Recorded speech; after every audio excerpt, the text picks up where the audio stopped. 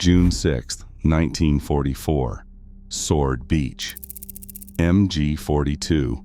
Machine guns shred the sand at 1,200 rounds a minute. Allied soldiers are pinned flat, clinging to any cover they can find. Then something unbelievable happens. One soldier stands up, walks into the open surf, and starts playing the bagpipes.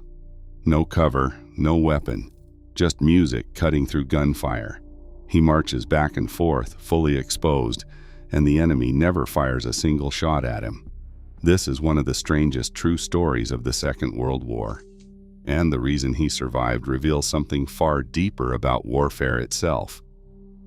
Dawn breaks over Sword Beach, but there is no silence, only the crack of machine guns and the shriek of shells ripping the morning apart.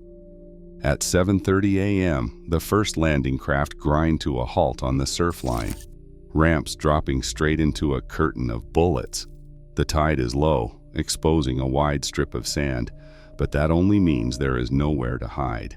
Soldiers spill out, stumbling through waist-deep water, boots dragging, packs heavy, every step a gamble. MG-42s, hidden in concrete bunkers, rake the beach with interlocking arcs of fire. Each burst spits out a dozen rounds before a man can blink. Some men make it a few meters before collapsing. Others hug the surf, faces pressed to the sand, praying the next shell lands somewhere else. Barbed wire and Belgian gates block the way forward. Engineers crawl ahead with Bangalore torpedoes trying to clear a path, but the obstacles are laced with mines. Explosions throw sand and bodies into the air. The air smells of cordite, salt, and fear. Orders are shouted, barely audible over the roar. Medics drag the wounded back toward the water while fresh waves of men push forward, only to be cut down in the open. The first tanks, Sherman Fireflies, struggle ashore. One takes a direct hit and erupts in flame, black smoke curling over the chaos. The sand is already littered with abandoned rifles, shattered equipment, and the still forms of men who never made it past the surf. For those pinned flat, time slows to a crawl. Every second is a calculation. Move and draw fire, stay still, and risk drowning as the tide creeps in. A mortar shell lands among a cluster of commandos, sending fragments whistling through the air. The noise is deafening. Gunfire, explosions, the desperate shouts of officers trying to rally their men. Somewhere a radio crackles, but the signal is lost in static and screams. The German defenders, dug in behind thick walls, fire with mechanical precision. Their MG-42s sweep the sand in overlapping fields, designed to catch any movement. From the seawall, snipers pick off anyone who rises above the dunes. The plan calls for rapid movement up the beach, but the reality is a crawl, every inch paid for in blood. By 7:35 a.m., the engineers have blown a narrow gap in the wire, but crossing it means sprinting through open ground, straight into the teeth of the guns. Amid this storm, the idea of anyone standing upright, let alone walking calmly, seems impossible. The beach is a killing ground, every movement a risk, every second a test of nerve. Yet, in this maelstrom, something utterly bizarre is about to happen. A single figure will rise, bagpipes in hand, and step into the open, changing the rhythm of the battle with nothing but music. The great Highland bagpipes have long been more than music in Scotland. They are a weapon of morale, a signal, and a living link to clan identity. On battlefields from Culloden's moors to the trenches of the Somme, pipers stood at the front, their instruments piercing the chaos with rallying calls and signals that cut through gunfire and confusion. The pipes could signal a charge, a retreat, or simply remind men, in the thick of battle, that their brothers still held the line. For Highland regiments, the piper's place was never at the rear. Tunes like Highland Laddie or the 51st Highland Division became audible banners, carrying the spirit of entire clans into the heart of danger. When shouted commands vanished in the roar, the pipes took over, their melodies a code as clear as any officer's voice. To the men of the Black Watch or the Cameron Highlanders, The sound meant unity, order, and the will to stand fast. This tradition ran deep. In the First World War, pipers led battalions over the top, their music rising above the shell fire. The cost was high. German snipers quickly learned to target the men with bagpipes, and casualty rates soared. Still, the practice endured, woven into the DNA of Scottish regiments. Even as warfare grew more mechanized, commanders recognized the pipes as a force multiplier, not in firepower, but in spirit. The War Office tried to confine pipers to ceremonies, but on the ground, the old ways persisted. The piper's role was always a paradox. He carried no weapon, yet his presence could stiffen a wavering line. The music comforted friends and unsettled foes. When fear threatened to unravel discipline, the pipes restored order, a heartbeat men could march to, no matter how loud the guns. Pipe tunes were chosen for their effect. Fast marches quickened the blood. Reels and strathspeys brought a flash of home, and slow airs marked the dead. Every note had purpose. In training grounds from Fort William to the lowlands, young pipers learned not just the music, but the responsibility, how to hold steady when the world was falling apart, how to play louder than fear itself. By the Second World War, piping was formalized into regimental custom. Some units used the pipes as audible signals for attack, withdrawal, or regrouping. Others relied on them to mark the start of a new assault, a sonic declaration that the Scots had arrived.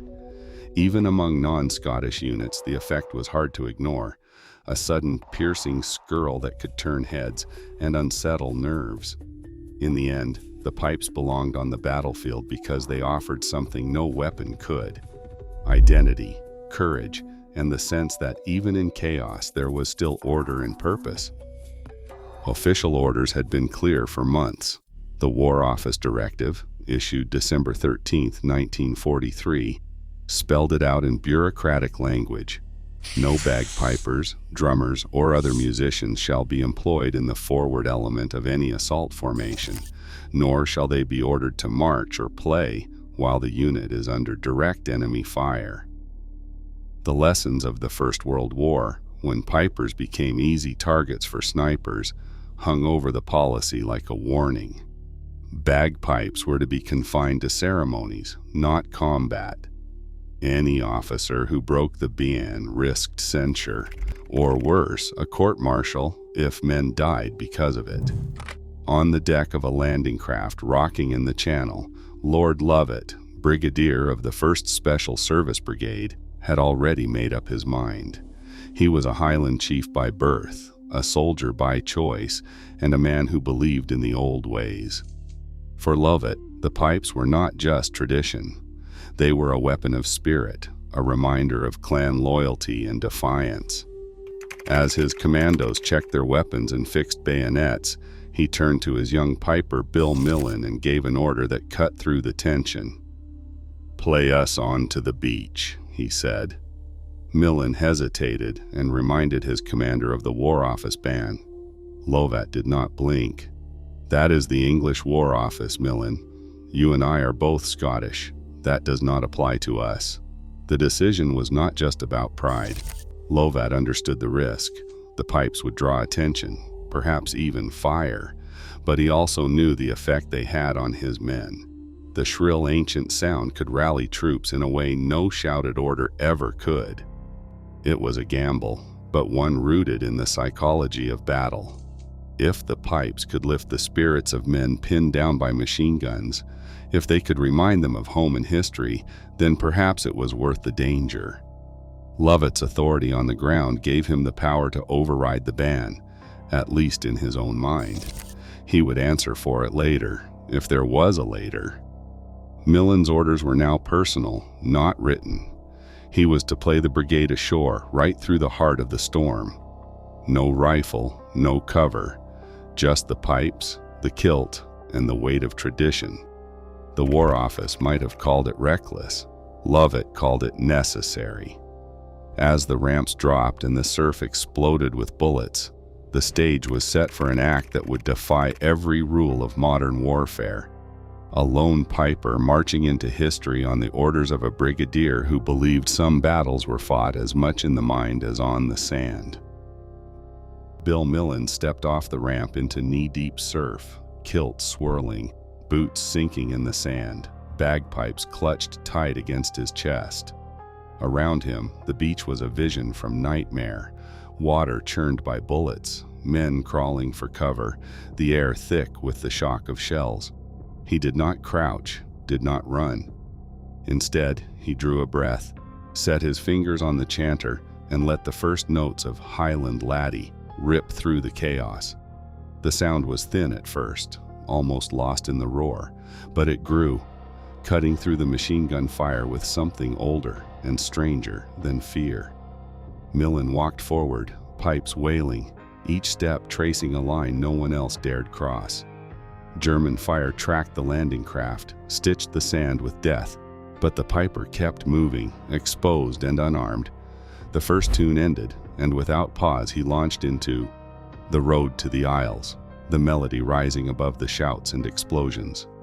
For 5 minutes, an eternity on that killing ground, he paced back and forth along the surf, sometimes waist-deep in water, sometimes striding up the open sand, always upright, always playing. The set list was no accident. Highland Laddie for the charge, The Road to the Isles for the journey home, and finally, All the Blue Bonnets Are Over the Border, a tune of return and reunion. Each note seemed to defy the logic of war, daring the enemy to make sense of what they saw. The Imperial War Museum's archival footage, time-stamped 0731, captures a fleeting glimpse. A lone figure in a tartan kilt, pipes pressed to his shoulder, walking straight through the smoke and debris. Shells burst within meters, sand sprayed his legs, but Millen's silhouette never faltered. He was visible to both sides, a moving target in a landscape that punished even the smallest mistake. In the official record, not a single bullet struck him. Later, he would recall the sensation of the pipes vibrating in his arms, the music echoing off the seawall, the odd calm that settled over him as men fell all around. No one shouted for him to get down. No officer ordered him to stop. For those few minutes, the rules of battle bent around the spectacle. The pipes became a living challenge, a sound that refused to be silenced by gunfire. Millen's survival was not a trick of luck or a gap in the enemy's aim. It was something else, a visible, audible refusal to accept the limits of fear. The act was so outlandish, so utterly at odds with the logic of self-preservation, that it seemed to suspend reality. In the middle of the worst carnage of the Normandy landings, the piper played on, untouched, as if the bullets themselves could not decide whether to acknowledge him. The spectacle was real, impossible to explain away, and it would haunt both friend and foe long after the tide had washed the blood from the sand. The sound hit like a shockwave. As Millen's pipes wailed out over Sword Beach, something shifted among the men huddled in the sand. For a moment, the roar of machine guns and mortars faded behind the raw, ancient music. Soldiers who had pressed their faces into the surf now lifted their heads, eyes wide, drawn to the impossible sight of a lone piper striding upright through the hail of bullets. The tune, familiar and defiant, cut through the terror and confusion. One commando, years later, would say, "It was like the pipes pulled us up by the scruff of the neck. You heard them, and you remembered who you were." The effect wasn't just nostalgia. Officers shouted orders to keep moving, but the music did what words couldn't. Men started to crawl, then to rise, some shouting the tune back at the guns.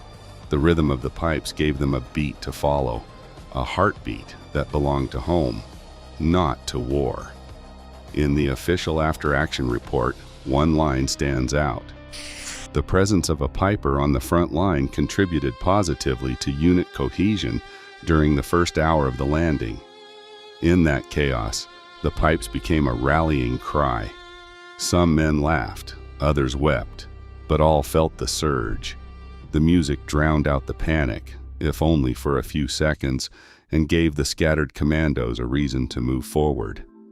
One veteran remembered, "We weren't just fighting for ground, we were fighting to reach the music." On a beach where every inch was paid for in blood, the pipes offered something no weapon could, a reason not to give in to fear.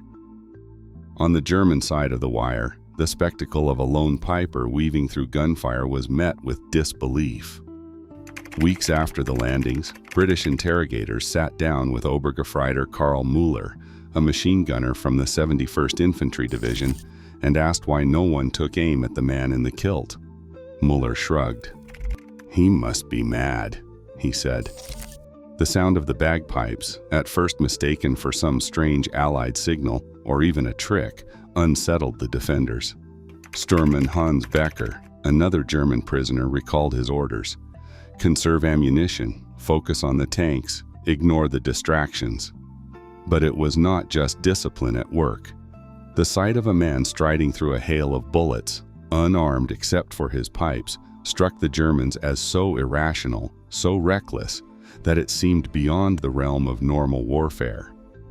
Becker admitted, "We thought if someone is willing to do that, maybe he is not right in the head."